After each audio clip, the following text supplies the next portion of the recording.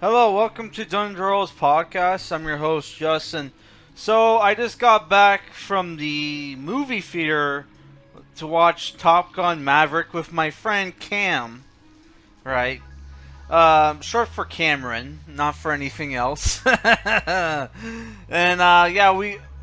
watched Top Gun Maverick, the 2022 action adventure film, which was 2 hours 11 minutes, directed by Joseph Kozinski, who directed movies like Tron Legacy and Oblivion, and I actually like both those movies, right?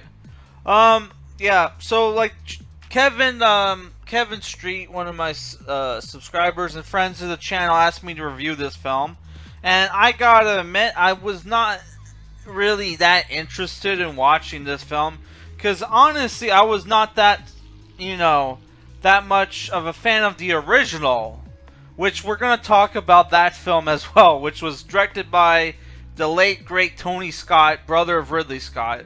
And the original was like an hour and 50 minutes, came out in '86, starring Tom Cruise, obviously, as Maverick, Val Kilmer as Iceman, Anthony Edwards as Goose, Kelly McGillis as Charlotte Blackwood, Meg Ryan was in it, Tom Skerritt. Also, what's his name? Can I get the full cast, Google? Like, there was like a bunch of actors in this movie, right? Yeah, Michael Ironside, Tim Robbins was in the movie. Adrian Pasdar, the guy from like Heroes. It's like it had a huge, the original had a huge cast, right? So, I rewatched the original, and the original was always kind of a joke to me, because the movie has this very people would make fun of this movie for decades because of the homoeroticism of the original film, which obviously has to be somewhat intentional, right? And there's this great rant that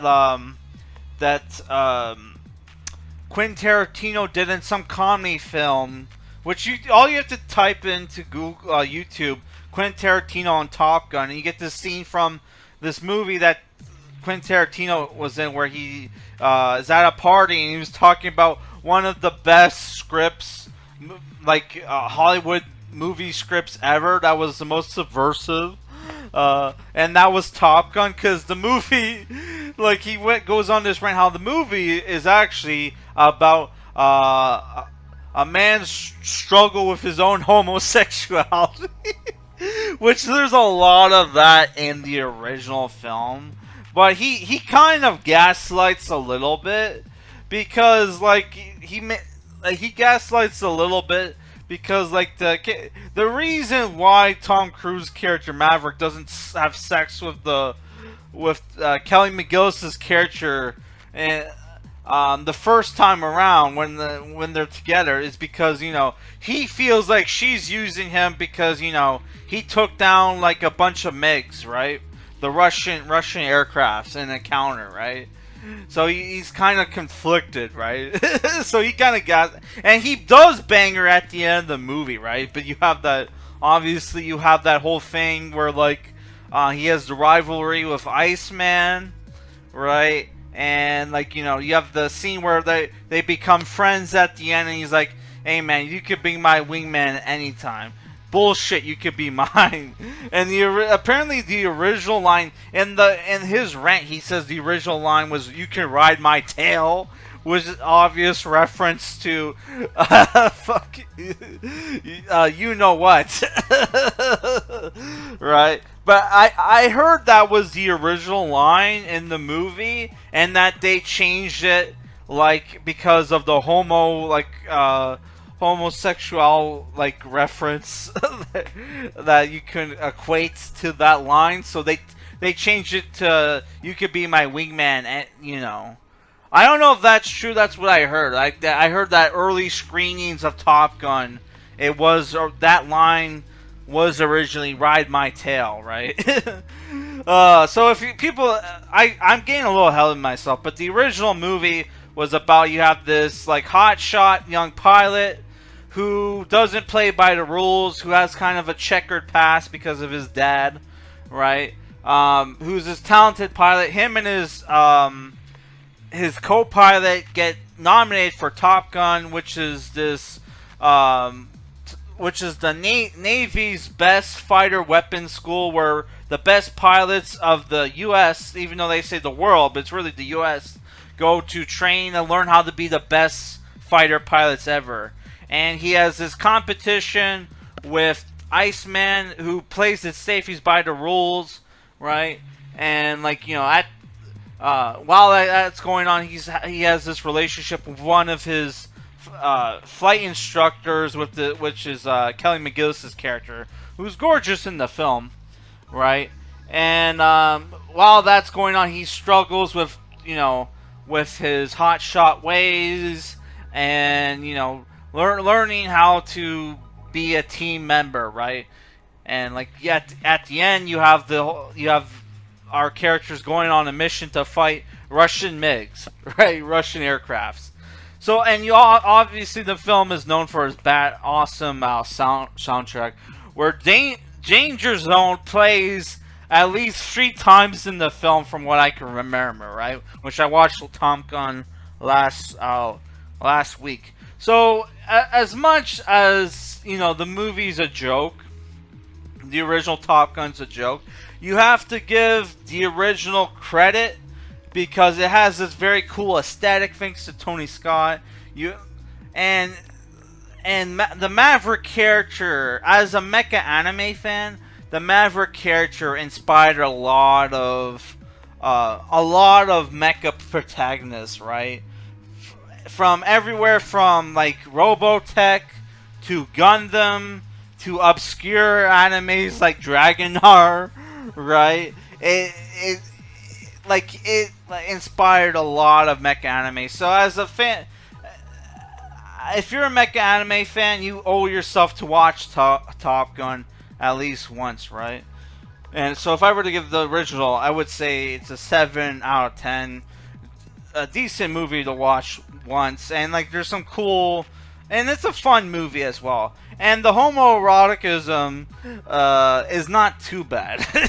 you can like, you can just rush through it. Okay, now we're gonna review the sequel, Maverick, right? Top Gun Maverick, which came out in 2022. Like, what's the math? Not exactly 30 years, but like it's close. Like 28. I don't fucking know. Not 28, maybe 26. I don't know. Do the math. Okay. So the movie's directed by Joseph Konzinski. It's starring Tom Cruise as Maverick. You got Jennifer Connelly as a character called Penny, who apparently was in the original. I never even saw the Penny character. You have Miles Teller, who plays the son of Goose, right? And also John Hamm is in the film, and pretty much the rest is nobodies, right? So the movie is about like Maverick is like Maverick for 30 has been in the Navy for like 30 plus years.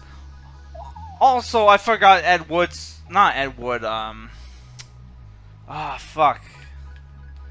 Can I get the full cast? Fucking Google. You fucking suck. It's like Ed something. Ed Harris is also in the film. I forgot to mention that.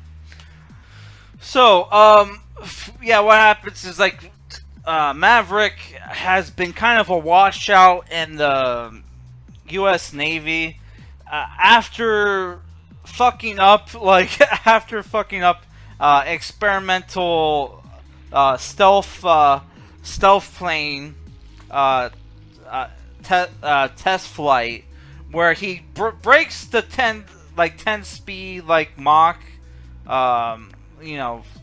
barrier, accidentally crashes the plane, and then gets kicked out, almost kicked out of the Navy, but like, Iceman covers for him, which Iceman is played by Val Kilmer, who barely talks in the film, because obviously, if people don't know, Val Kilmer has like throat cancer or something like that.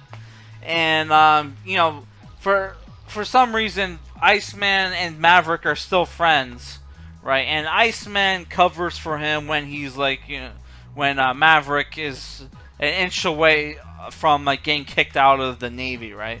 So apparently, there's this huge mission coming up where the U.S. Navy is going to send F-18s, not F-14s like in the original, F-18s to go on a stealth bombing mission to destroy uranium. What would you call it? Uranium stockpile in some country that they don't tell you what it is, right? It's probably. At first I thought it was like Middle East, but then it's like snowing. So, and they have like fifth gen jets apparently. So it's like it's either Russia or China. I'm gonna guess China, but yeah, they're So like obviously like Val Kilmer thinks like this is like this is like practically a suicide mission. Only Maverick has the skills to teach this new crop of pilots at Top Gun how to achieve the mission, right? While he's teaching at Top Gun, he rekindles his relationship with Penny, played by Jennifer Connelly, who's a bar owner, and has to deal with the drama of him teaching his former co-pilot's son, Rooster. He goes by Rooster in the film. And they butt heads because of stuff that happened in the first film. I'm not going to spoil in this movie review, right? Yeah, so I don't know.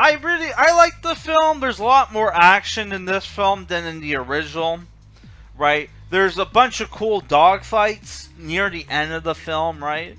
And like, yeah, stuff you didn't think would happen, like, happens, right? Near the end, right? Because you have some like behind enemy lines kind of shit going on. Like there's a thing where like Maverick and Maverick and like Rooster both crashed their planes, and they have to steal an old F-14, right, and try to get back to the aircraft carrier, only to get into a dogfight with fifth-gen jets, which can maneuver like fucking like that can maneuver like in like fucking like Star Wars or fucking Battlestar Galactica. Like it's crazy like how maneuverable these jets are. Which I don't know if they're based off real jets. I don't really know anything about that kind of stuff. You would probably have to ask my friend E.T. Templar, who loves like these kind of like Ace Combat like games where you have all the different jets and shit, right? I don't know. I liked the movie. It wasn't just, hey, let's just remake the first one, right? Even though there is like Rooster is kind of like a Maverick clone, and you have like Hangman, who is the new like Iceman, but like they're different enough where they don't feel like carbon copies of the old characters, right?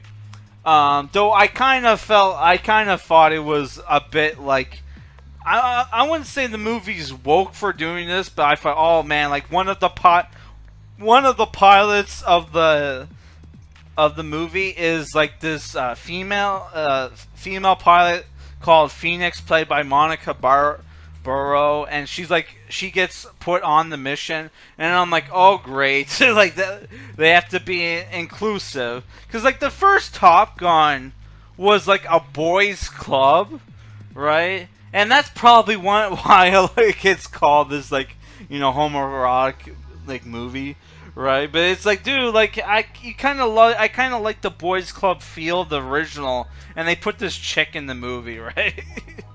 who's like, who's like probably like, you know, I would say is probably in like of the new pilots, she's probably somewhere between like either second or third place of the best pilots in the film, right? Other than Maverick, who's obviously the best, right?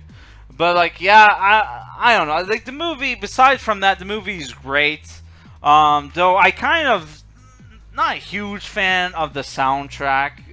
And you had like this Lady Gaga song, I think, play at the end of the film and the end credits, which sucks in my opinion. Also, there's like, oh, like in the movies, the original was famous for a beach volleyball scene. In this film, they don't play beach volleyball. They play like football, like touch football on the beach, right?